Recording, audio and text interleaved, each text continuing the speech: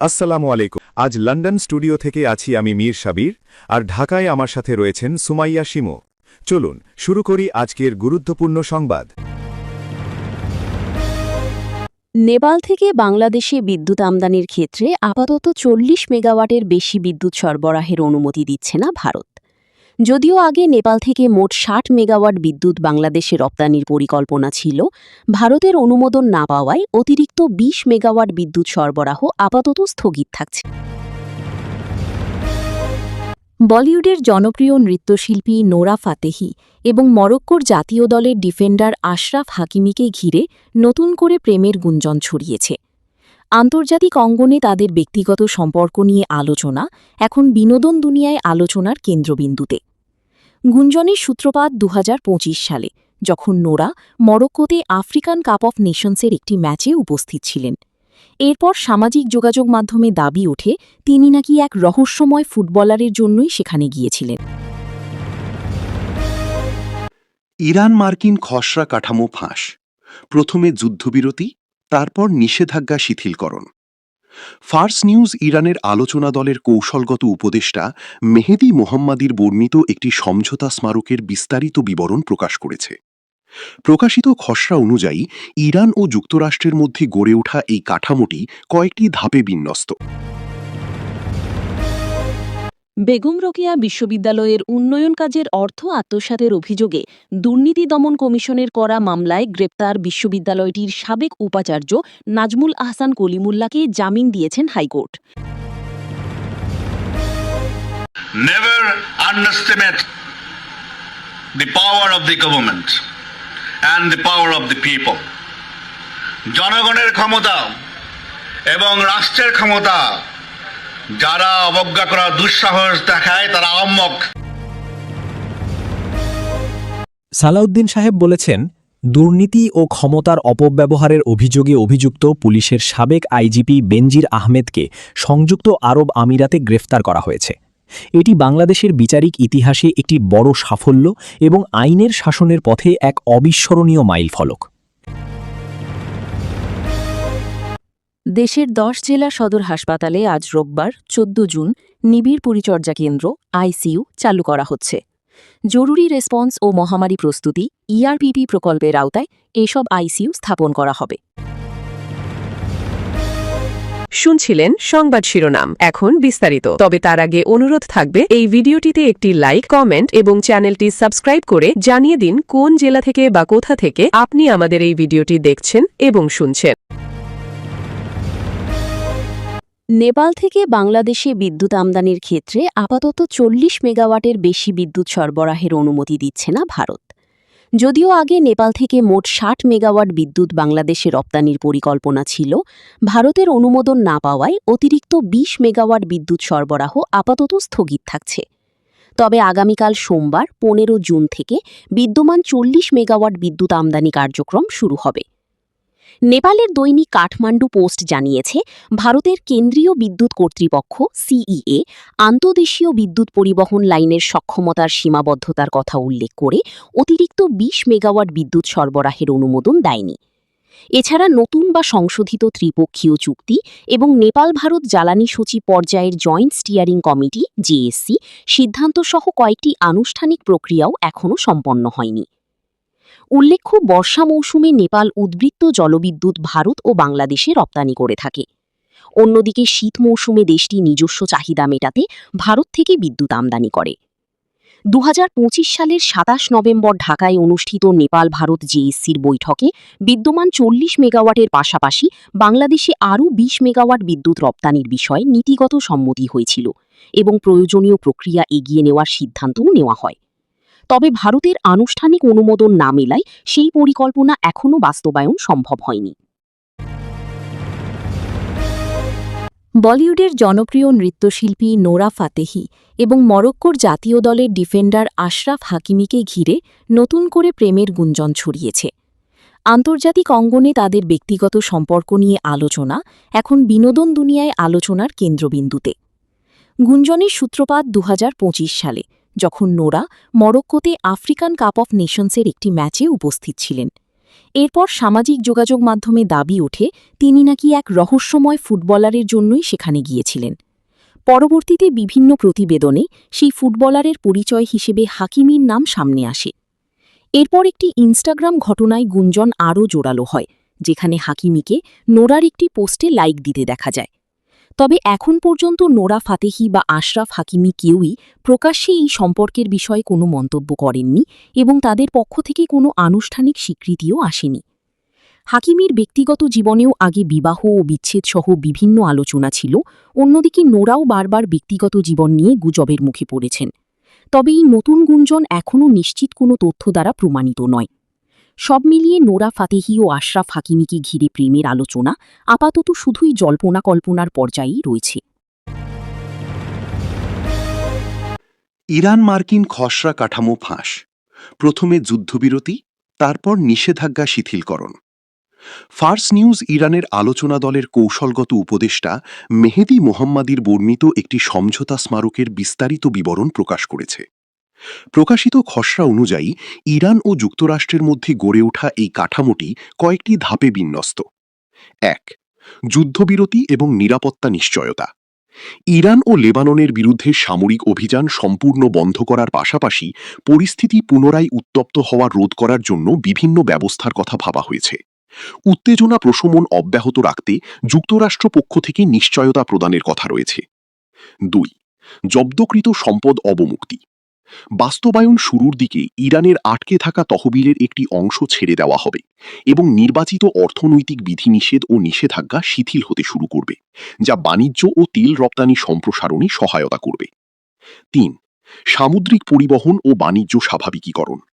প্রতিবেদনে বলা হয়েছে এই কাঠামোতে ইরানের জাহাজ চলাচলের উপর থেকে নিষেধাজ্ঞা শিথিল করা এবং সামুদ্রিক বাণিজ্য ও আন্তর্জাতিক পরিবহন পথগুলোতে আরও স্বাভাবিক পরিস্থিতি ফিরিয়ে আনার বিষয়টি অন্তর্ভুক্ত রয়েছে। ৪. পারমাণবিক বিষয় পরবর্তী পর্যায়ের জন্য স্থগিত। পারমাণবিক বিষয়গুলো প্রাথমিক পর্যায়ের অংশ নয়। প্রাথমিক প্রতিশ্রুতিগুলো বাস্তবায়িত ও যাচাই হওয়ার পরেই কেবল এগুলোর বিষয় আলোচনা করা হবে। ৫.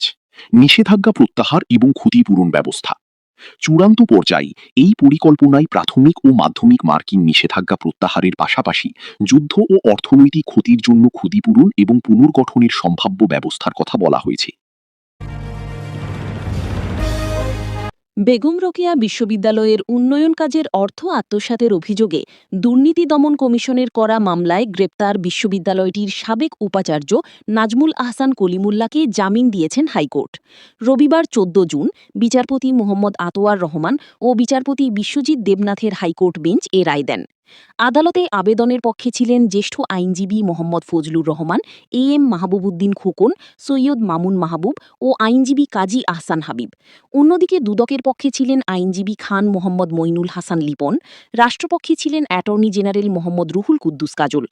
মামলার নথি অনুযায়ী ২০২৫ সালের ৬ আগস্ট রাজধানীর মোহাম্মদপুর এলাকার একটি বাসা থেকে অধ্যাপক নাজমুল আহসান কলিমুল্লাহকে গ্রেপ্তার করে ঢাকা মহানগর পুলিশের গোয়েন্দা বিভাগ ডিবি। পরে মামলার তদন্তের স্বার্থে তাকে ৫ দিনের রিমান্ডে নেওয়া হয়। পরবর্তীতে গত ৪ সেপ্টেম্বর মহানগর বিশেষ জজ আদালত তার জামিন আবেদন নামঞ্জুর করলে তিনি হাইকোর্টে জামিন চেয়ে আবেদন করেন। সেই আবেদনের শুনানি শেষে আজ তাকে জামিন প্রদান করেন হাইকোর্ট। প্রসঙ্গত, গত বছরের ৬ জুন বেগম রোকেয়া বিশ্ববিদ্যালয়ের বেরোবির বিশেষ উন্নয়ন প্রকল্পে অনিয়মের অভিযোগে বিশ্ববিদ্যালয়ের সাবেক উপাচার্য নাজমুল আহসান কলিমুল্লাহ ও একেএম নুরুন নবীসহ ৫ জনের নামে এই মামলা করেন দুদকের সমন্বিত জেলা কার্যালয় ঢাকা ১, এই সংস্থার সেই সময়ের সহকারী পরিচালক মিনহাজ বিন ইসলাম।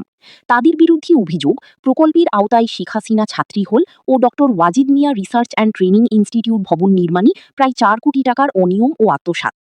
মামলার অন্য আসামিরা হলেন সাবেক নির্বাহী প্রকৌশলী ও দরপত্র মূল্যায়ন কমিটির সদস্য সচিব মোহাম্মদ জাহাঙ্গীর আলম, ঠিকাদারি প্রতিষ্ঠানের স্বত্বাধিকারী মোহাম্মদ আব্দুস সালাম বাচ্চু ও এম হাবিবুর রহমান। উল্লেখ্য, ২০১৭ থেকে ২০২১ সাল পর্যন্ত অধ্যাপক নাজমুল আহসান কলিমুল্লাহ বেগম রোকেয়া বিশ্ববিদ্যালয়ের উপাচার্যের দায়িত্বে ছিলেন। এর আগে ২০১৩ থেকে ২০১৭ সাল পর্যন্ত অধ্যাপক একেএম নুরুন নবী উপাচার্য ছিলেন। Never underestimate the power of the government and the power of the people. জনগণের ক্ষমতা এবং রাষ্ট্রের ক্ষমতা যারা অবজ্ঞা করার দুঃসাহস দেখায় তারা আহম্মক। রাষ্ট্রের কাছে এই সমস্ত অপশক্তি, জনগণের কাছে এই সমস্ত অপশক্তি অতি তুচ্ছ। আপনাদের সঙ্গে সহযোগিতা নিয়ে এই যে 1000-2000 লোক টোকায় নিয়ে আসবো, আমরা বাড়িতে বাড়ি থেকে টোকায় নিয়ে আসবো, মাটির তলে ঢুকলে সেখান থেকে বের করে নিয়ে আসবো। সালাউদ্দিন সাহেব বলেছেন, দুর্নীতি ও ক্ষমতার অপব্যবহারের অভিযোগে অভিযুক্ত পুলিশের সাবেক আইজিপি বেনজির আহমেদকে সংযুক্ত আরব আমিরাতে গ্রেফতার করা হয়েছে।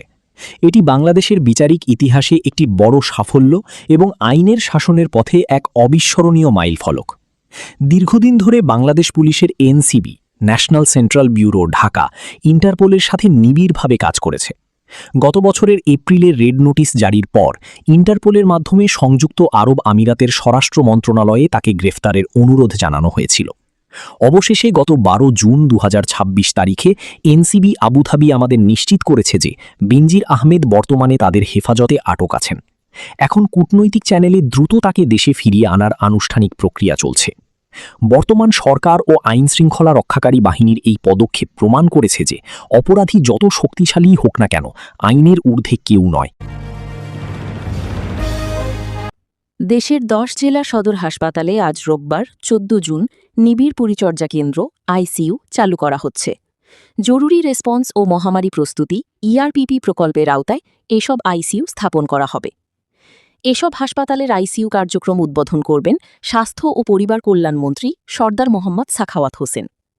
যেসব হাসপাতালে নতুন আইসিইউ চালু হচ্ছে সেগুলো হল মুন্সীগঞ্জ 250 শয্যা জেলা হাসপাতাল, টাঙ্গাইল 250 শয্যা জেলা হাসপাতাল, সুনামগঞ্জ 250 শয্যা জেলা সদর হাসপাতাল, গোপালগঞ্জ 250 শয্যা জেনারেল হাসপাতাল, চুয়াডাঙ্গা জেলা হাসপাতাল, নারায়ণগঞ্জ জেনারেল ভিক্টোরিয়া হাসপাতাল, যশোর 250 শয্যা জেনারেল হাসপাতাল, শেরপুর 250 শয্যা জেলা সদর হাসপাতাল, মাদারীপুর জেলা হাসপাতাল এবং বাগেরহাট জেলা হাসপাতাল। স্বাস্থ্য মন্ত্রণালয় সূত্রে জানা যায়, প্রতিটি আইসিইউতে প্রয়োজনীয় পেডিয়াট্রিক ভেন্টিলেটর ও অক্সিজেন কনসেন্ট্রেটর সরবরাহ সম্পন্ন হয়েছে। পাশাপাশি নিয়োগ দেওয়া হয়েছে প্রয়োজনীয় জনবলও। এর মাধ্যমে জেলা পর্যায়ে শিশু ও প্রাপ্তবয়স্ক রোগীদের জন্য উন্নতমানের জরুরি ও নিবিড় চিকিৎসা সেবা নিশ্চিত করা সম্ভব হবে।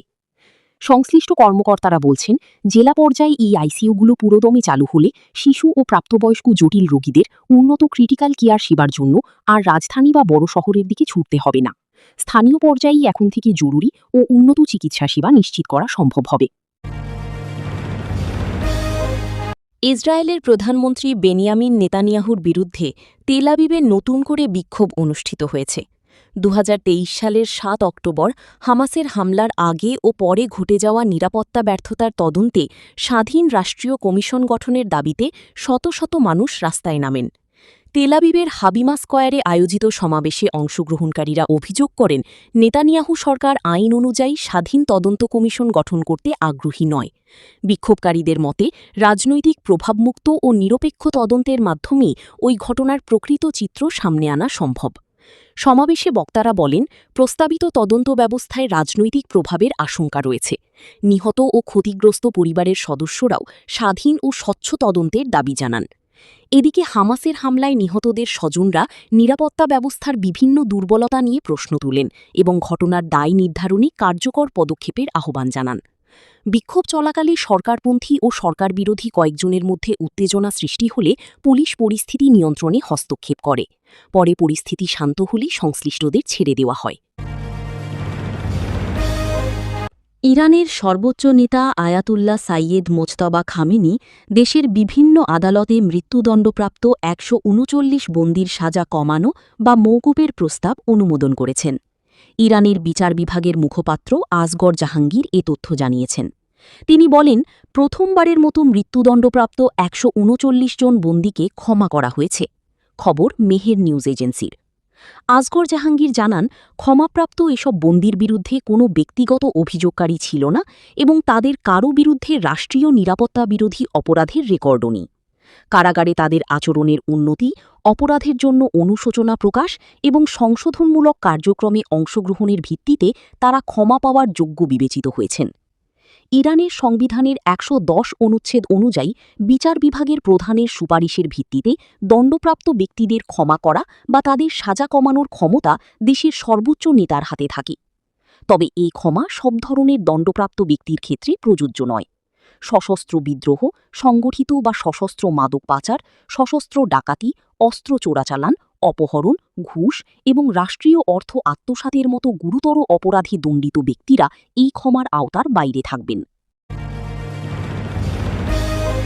ওনাদের সাথে আমার খুব ভালো সম্পর্ক। 68 সনে গোলাম আজমের নেতৃত্বে ঢাকা আন্দোলন করেছি, ডাকে হরতাল করেছি। আমি হরতালের কমিটির আহ্বায়ক ছিলাম বিশ্ববিদ্যালয় ক্যাম্পাসে। সেই গোলাম আজম সাহেব আমার দ্বিতীয় সংসদ নির্বাচনে আওয়ামী লীগের বিরুদ্ধে জামাতের প্রার্থী আমার এলাকা থেকে প্রত্যাহার করেছিল। আমি আপনাদের কাছে কৃতজ্ঞ। আমি এই কথা স্বীকার করি, জামাত ক্যাডার ভিত্তিক সংগঠন, আপনারা লেখাপড়া করে রাজনীতি করেন, কিন্তু আপনারা যা করেন এইটাই পৃথিবীর চরম সত্য। এই কথাটা ঠিক নয়।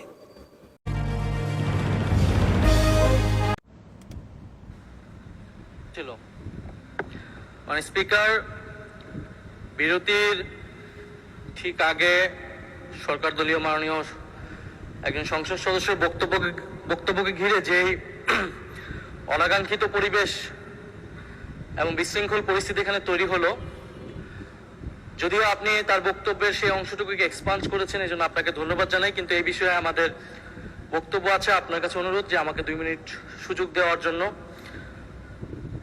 মাননীয় সংসদ সদস্য উনি বিভিন্ন সময় বক্তব্য দেন, আমরা মনোযোগ দিয়ে ওনার কথা শুনি। ওনার বক্তব্যে সূক্ষ্ম রসবোধ, ইতিহাস চেতনা সবকিছুই আমরা গভীরভাবে। মাননীয় সদস্য, আপনি কি কথা বলতে চাচ্ছেন? জি মাননীয় স্পিকার। আচ্ছা, অসংখ্য ধন্যবাদ। ওনাকে 2 মিনিটের জন্য দেয়া হোক প্লিজ। কিন্তু মাননীয় স্পিকার, আজকে উনি ওনার বক্তব্যে যা বলেছেন তা আসলে সংসদীয় রীতিনীতি এবং আমাদের সাংবিধানিক অধিকার সকল কিছু সীমাকে অতিক্রম করে গিয়েছে। উনি ওনার বক্তব্যে প্রথমত সংসদের বিরোধী দলীয় উপনেতা ওনার স্ত্রীকে নিয়ে উনি কটাক্ষ করেছেন। মাননীয় স্পিকার, ওনার সাথে ওনার ব্যক্তিগত সম্পর্ক থাকতে পারে, ব্যক্তিগত ইতিহাস থাকতে পারে, কিন্তু সেটাকে সংসদে এনে যেভাবে কটাক্ষ করা হলো মাননীয় স্পিকার, এটা অমার্জনীয় অপরাধ বলে আমরা মনে করছি। দ্বিতীয়ত, উনি বিরোধী দলের মহিলা এমপিদের, আমাদের নারী সংসদ সদস্যদের তাদের পোশাক নিয়ে যে ধরনের কথা বললেন, তাদের ধর্মীয় স্বাধীনতাকে হরণ করার সম্পর্কিত যে ধরনের বক্তব্য দিলেন, এটাও মাননীয় স্পিকার আমরা মনে করি একটা অমার্জনীয় অপরাধ। প্রত্যেকটা ব্যক্তির গণতান্ত্রিক রাষ্ট্রে তার ধর্মীয় স্বাধীনতা রয়েছে, পোশাকের স্বাধীনতা রয়েছে। উনি একজন সংসদ সদস্য হিসেবে সেই স্বাধীনতাকে লঙ্ঘন করে এই ধরনের হীন বক্তব্য দিয়েছেন, ওনার হীন মানসিকতার পরিচয় পেয়েছে। এবং আমরা মনে করি উনি ওনার বক্তব্যে একটি বর্ণবাদী আচরণ মাননীয় স্পিকার বহিঃপ্রকাশ পেয়েছে ওনার বক্তব্যের মাধ্যমে। ফলে আমরা আশা করব ভবিষ্যতে এই ধরনের বক্তব্য আমরা কোন সংসদ সদস্যের কাছ থেকে যাতে এই ধরনের বক্তব্য মহান এই জাতীয় সংসদে আর উচ্চারিত না হয়। মাননীয় স্পিকার, আপনাকে ধন্যবাদ। ধন্যবাদ মাননীয় সদস্য। আপনি সর্বশেষ যে কথাটা বললেন সেটা আমি বলেছি এবং আমি দলের নাম নিতাম না, যেহেতু এটা বিষয়ে কিছু ক্লেম করা হয়েছে সেই জন্য দিচ্ছি। বাংলাদেশ ছাত্র শিবিরের কেন্দ্রীয় সহকারী আন্তর্জাতিক বিষয়ক সম্পাদক মোহাম্মদ জিসান মিয়া প্রধানের ঘটনার সংক্ষিপ্ত বিবরণ। মাননীয় স্পিকার, উল্লেখিত বিষয়ে আমি মহান জাতীয় সংসদকে অবহিত করছি যে গত 11 জুন 2026 তারিখ রাত 8:30 কুমিল্লা জেলার দাউদকান্দি বাজার হতে বাংলাদেশ ছাত্র শিবিরের কেন্দ্রীয় নেতা, যার পদবি সহকারী আন্তর্জাতিক বিষয়ক সম্পাদক মোহাম্মদ জিসান মিয়া প্রধান নিখোঁজ মর্মে 12/6/2026 খ্রিস্টাব্দে দাউদকান্দি থানায় এসে তার পক্ষে মোহাম্মদ রাসেল আহমেদ, ঠিকানা স্থায়ী ও বর্তমান বীরবাগ গোয়ালি ইউনিয়ন বটেশ্বর থানা দাউদকান্দি জেলা কুমিল্লা, মোবাইল নম্বর বললাম না আছে, একটি নিখোঁজ জিডি করেন। নিখোঁজ জিডির প্রেক্ষিতে তাকে উদ্ধারের নিমিত্তে কুমিল্লা জেলা পুলিশের একাধিক টিম মাঠে নামে উদ্ধার কাজে তৎপর হয়। অনুসন্ধানকালীন প্রথমত নিখোঁজ ব্যক্তির আপন চাচাতো ভাই সজীব হাসানের মাধ্যমে জানা যায় গত 5-6 মাস পূর্বে ফেসবুকের মাধ্যমে জনৈক একজন নারীর সাথে মোহাম্মদ জিসান মিয়া প্রধানের পরিচয়ের সূত্র ধরে তাদের মধ্যে মোবাইল ফোনে কথাবার্তা শুরু হয় এবং প্রেমের সম্পর্ক গড়ে ওঠে। মাননীয় স্পিকার, কুমিল্লা জেলা পুলিশের তথ্য মতে বিভিন্ন সময়ে জিসান মিয়া মেয়েটিকে বিয়ের প্রলোভন দেখিয়ে একাধিকবার দর্শন করলে মেয়েটি অন্তঃসত্ত্বা হয়ে পড়ে। এক পর্যায়ে জিসান মিয়া প্রধান ভিকটিম মেয়েটিকে জোরপূর্বক ভ্রূণ নষ্ট করার জন্য চাপ সৃষ্টি করতে থাকে এবং ভ্রূণ নষ্ট না করলে ভিকটিমকে মেরে ফেলার হুমকি প্রদান করে। তার এক পর্যায়ে ভিকটিম মেয়েটি জানের ভয়ে বাচ্চা নষ্ট করতে ভ্রূণ নষ্ট করতে রাজি হলে জিসান মিয়া প্রধান তার পূর্ব পরিচিত ও ঘনিষ্ঠ জনক সিকান্দর আলীর ওষুধের দোকান হতে ভ্রূণ নষ্ট করার ট্যাবলেট ক্রয় করে ভিকটিম মেয়েটিকে খাওয়ায়। 2-3 দিন পরে ভ্রূণ নষ্ট হওয়ায় ওষুধ সেবনের ফলে ভিকটিমের প্রচণ্ড রক্তক্ষরণ শুরু হলে ভিকটিম নিজেই জিসানকে বিষয়টি জানায়। তখন জিসান তার আপন চাচাতো ভাই সজীবের মাধ্যমে পুনরায় একই ফার্মেসি হতে ওষুধ সংগ্রহ করে ভিকটিমের বাড়িতে পৌঁছে দেয়। ওষুধ সেবনের পর রক্তক্ষরণ বন্ধ হলে ভিকটিম জিসানকে বিয়ের জন্য চাপ সৃষ্টি করে। এক পর্যায়ে জিসান 12 জুন তারিখে রোজ শুক্রবার বিয়ে করতে সম্মতি জ্ঞাপন করে, কিন্তু গত 11 জুন তারিখ রাত 8:30 ঘটিকায় বিয়ে না করার টালবাহানায় জিসান নিজেই আত্মগোপন করে তার চাচাতো ভাই মোহাম্মদ রাসেল আহমদের মাধ্যমে দাউদকান্দি থানায় একটি নিখোঁজ জিডি করেন। বাংলাদেশের টাকাগুলো গেল কোথায়? বাংলাদেশের বিভিন্ন ব্যাংকে এখন তারল্য সংকট দেখা দিয়েছে। খুব অল্প কিছু ব্যাংক বাদ দিয়ে গ্রাহকরা অনেক ব্যাংকেই তাদের চেক অথবা এটিএম বুথের মাধ্যমে কোনো প্রকার টাকা তুলতে পারছেন না। ইভেন গতকালকে বেশ কিছু নিউজ এসেছে যেটা বাংলাদেশের one of the most strongest bank, শক্তিশালী ব্যাংকগুলোর ভিতরে একটি ব্যাংক ছিল ইসলামী ব্যাংক। সেই ইসলামী ব্যাংকেরও বিভিন্ন জায়গায় বুথে গ্রাহকরা হয়রানির শিকার হচ্ছেন এবং অন্যান্য ব্যাংকও যে বুথ দিয়ে যে কোনো ব্যাংক কার্ড দিয়ে অন্যান্য ব্যাংকের বুথ থেকেও টাকা উঠানো যায়, সেক্ষেত্রে ইসলামী ব্যাংকের গ্রাহকরা টাকা তুলতে পারছেন না। আচ্ছা, আমরা এই যে টাকা না থাকা, তারল্য সংকট নিয়ে বিভিন্ন ধরনের থিওরি শুনি। একটা থিওরি খুব প্রচলিত, সেটা হচ্ছে গত সরকারের আমলে, অর্থাৎ ইন্টারিম গভর্নমেন্টের কথা বলছি না, অতীত সরকারের আমলে প্রচুর লোক টাকা বাংলাদেশ থেকে দেশের বাইরে নিয়ে গিয়েছেন। বড় বড় বাংলাদেশের শিল্প প্রতিষ্ঠানের নামও শোনা যায়, এস আলম, সামিট গ্রুপ, এই ধরনের বিভিন্ন গ্রুপের নাম শোনা যায়। আচ্ছা, তারা কি টাকা বাক্সে ভরে নিয়ে গেছে বাংলাদেশ থেকে? তারা তো এটাকে ডলারে কনভার্ট করে নিয়ে গেছে। ডলার কনভার্সন করলে কি করেছে? অবৈধ যারা হুন্ডি ব্যবসা করে তাদের কাছে টাকা দিয়েছে, তারা দেশের বাইরে কোনো একটা জায়গায় ডলার অথবা ওই দেশের কারেন্সি দিয়েছে, তার মাধ্যমেই সাম্রাজ্য গড়ে তুলেছে তারা। ইউকে, ইউরোপ, আমেরিকা, কানাডা, বিভিন্ন জায়গায় কানাডার বেগমপাড়া তৈরি হয়েছে এরকম হুন্ডির টাকা দিয়ে। কিন্তু হুন্ডিতে তো গিয়েছে ডলার অথবা ক্যানাডিয়ান ডলার অথবা ইউরো অথবা পাউন্ড।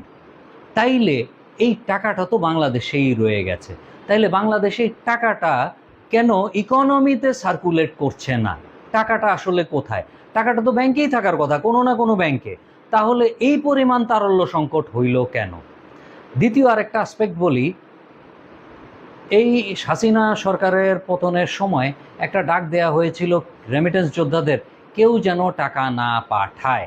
এইটার একটা পজিটিভ এফেক্ট হয়েছে যে ওই সরকার ওই মুহূর্তে চরম চাপে পড়েছিল। কিন্তু যেই ফ্যামিলিতে যেই ভদ্রলোক টাকা পাঠাচ্ছে, অর্থাৎ রেমিটেন্স যোদ্ধারা যেই ফ্যামিলিতে, তাদের ফ্যামিলির জন্য আর কি টাকা পাঠান নাই, টাকা বৈধ চ্যানেলে পাঠান নাই, অবৈধ চ্যানেলে পাঠাইছেন, হুন্ডিওয়ালাদের কাছে দিছে। ওই হুন্ডিওয়ালারা তার পরিবারের কাছে টাকা কিন্তু ঠিকই পৌঁছে দিয়েছে। এখন কি হয়েছে? এর ফলে যারা হুন্ডি করে বাংলাদেশ থেকে টাকা অনেক পাচার করতে চাইছে, তারা কিন্তু একটা সুবিধা অটোমেটিক পেয়ে গেছে, কারণ প্রচুর অ্যামাউন্ট তখন অ্যাভেলেবল ছিল। যেহেতু ব্যাংকের মাধ্যমে তারা টাকা পাঠায় নাই, প্রচুর অ্যামাউন্ট অ্যাভেলেবল ছিল তাদেরকে দেশ থেকে তাদের যে জমাকৃত টাকা ওইটাকে নিয়ে যাওয়া। এখন টাকা তো আর ফিজিক্যালি কোথাও যায় নাই, তাইলে প্রবলেমটা কোথায়?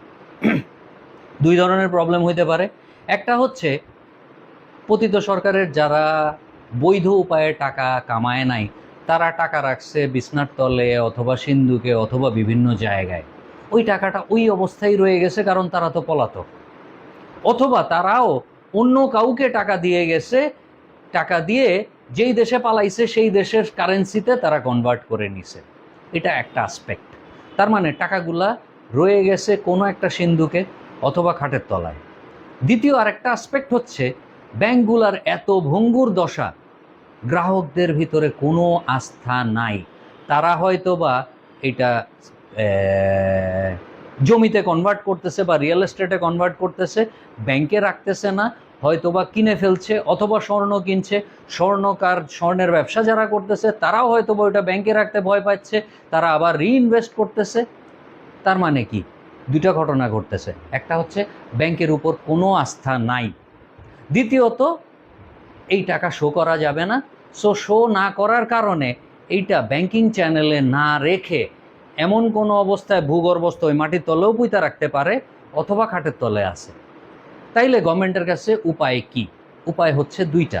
গত কয়েকদিন আগে একটা টকশোতে শুনলাম আব্দুল তুষার একটি স্টেটমেন্ট দিয়েছে যে বাংলাদেশের সমস্ত যারা পার্সোনাল আমানতকারী, ব্যবসায়ীদের কথা বলেন নাই তিনি, পার্সোনাল আমানতকারীর প্রবলেম সলভ করতে মাত্র ৬,০০০ কোটি টাকা দিতে হবে। মাত্র ৬,০০০ কোটি টাকা। এটা টোটাল ইকোনমির কোনো বিষয়ই না। যেখানে টোটাল দেশের বাজেট হয় ৯,৩৮,০০০ কোটি টাকা, সেখানে জাস্ট ৬,০০০ কোটি টাকা দিলেই এই প্রবলেম সলভ হয়ে যায়। তার মানে এক হচ্ছে ব্যাংকের প্রতি আস্থা নাই, মানুষজন ব্যাংকে আর ডিপোজিট করছে না। তাইলে এই আস্থাটা ফেরত আনতে মাত্র ৬,০০০ কোটি টাকা লাগবে। গভর্নমেন্টের এদিকে খুব মনোযোগ দেওয়া উচিত ব্যাংকিং খাতে আস্থা ফেরত আনতে। অর্থাৎ বাংলাদেশের ইকোনমির উপরেও আস্থা ফেরত আনতে পারবে সরকার, যদি এই আমানতকারীদের আস্থা ফেরত আনতে পারে। আজকের গুরুত্বপূর্ণ কিছু সংবাদ শিরোনাম। সিঙ্গাপুর কানাডা নয়, বেটার বাংলাদেশ গড়তে চায় তার সরকার। কক্সবাজারে সুধী সমাবেশে বললেন প্রধানমন্ত্রী। প্রতিবার বাজেট ঘোষণার পর নিত্য প্রয়োজনীয় পণ্যের দাম বাড়লেও এবার বাড়েনি, বললেন তারেক রহমান। কক্সবাজারের মালুমঘাট সংরক্ষিত বনে গাছের চারা রোপণের মাধ্যমে দেশব্যাপী ২৫ কোটি বৃক্ষরোপণ কর্মসূচির উদ্বোধন। ভবিষ্যৎ প্রজন্মের জন্য দূষণমুক্ত পরিবেশ নিশ্চিত করার তাগিদ দিলেন প্রধানমন্ত্রী। দেশের ১০ জেলা সদর হাসপাতালে আইসিইউ চালু হচ্ছে আজ। বাংলাদেশি জাতীয়তাবাদী দেশের সাংস্কৃতিক স্বকীয়তার মূল ভিত্তি, মন্তব্য তথ্য ও সম্প্রচার মন্ত্রীর। যুদ্ধবন্ধী যুক্তরাষ্ট্র ইরান চুক্তি স্বাক্ষরিত হবে আজ, বললেন ডোনাল্ড ট্রাম্প।